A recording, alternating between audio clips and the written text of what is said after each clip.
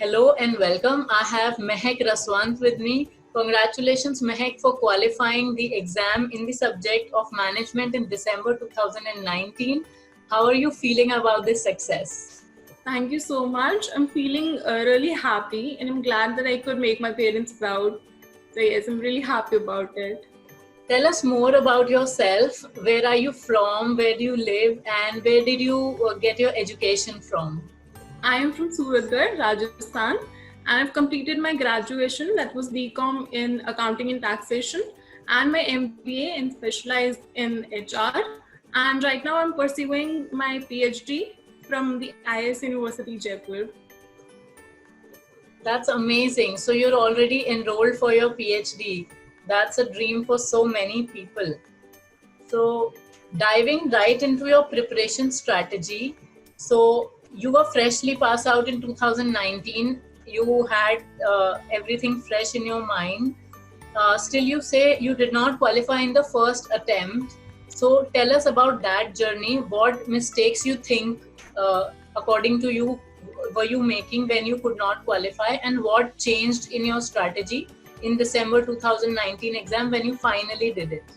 Yeah, actually was pursuing my MBA when I gave my first attempt. So I had a busy schedule and a curriculum in my academics, my MBA. So all because of even that, and also I was not very clear about the path and the way I should go. So yes, I was not having any guidance, you can say, but after my MBA, when I gave my entrance for PhD, I was really clear about giving NET. So I searched online for some resources to study, and I found Human Peritus on it. So yes, when I enrolled for Human Peritus and I got the course, I got a clear path, like how I should move forward with it. So I started with the books, and then I went to the online portal and gave all the tests and exams, which made me a lot more clear about giving NET and clearing it. So yes, the course was really helpful, and then again I got a really clear path to do it. So yes, that helped me a lot. So tell me more about your preparation. How many months did you prepare for, and how many hours you used to dedicate to this, and how did you divide them between paper 1 and paper 2? So like I said, I was giving my entrance exam for PhD. So I could not start really early, starting from my NET. I started it in August end, and very less time was remaining after that.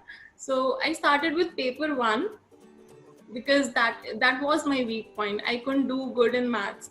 So I practiced that a lot first, and then I went to paper 2 because that was already my specialization in MBA. So I could do it better.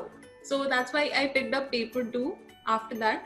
But I would just say that practice is the key. So if someone is not good in reasoning or let's say maths, should not let that be aside. Should practice that and then go for the subjects which you are good at. I think that's an amazing strategy that you adopted. And going into paper 2 details, there are always some subjects out of the vast syllabus of 10, almost 10 subjects in paper 2 that we are not good at. So, what were those subjects for you which challenged you, and how did you overcome that challenge?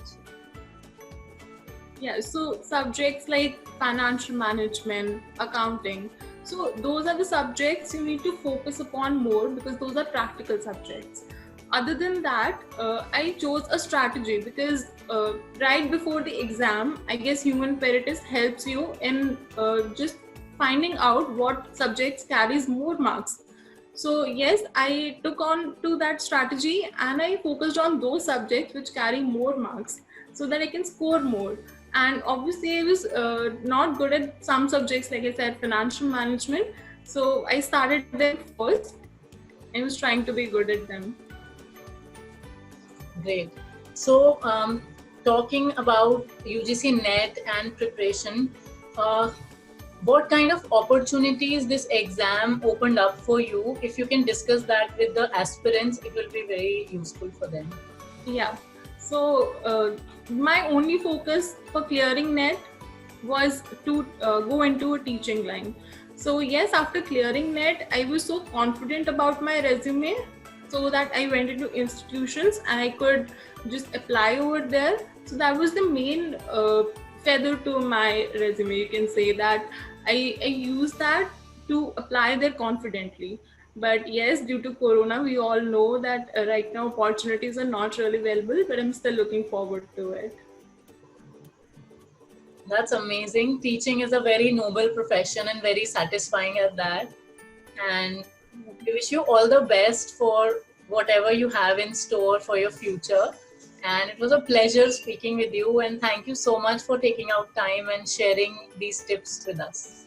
Thank you so much. That was a really nice thing to talk to people and tell them about all of it. Because I know I was not guided really well before I started doing it. So yes, I want other people to be very sure and have a path to it. So yeah, thank you so much.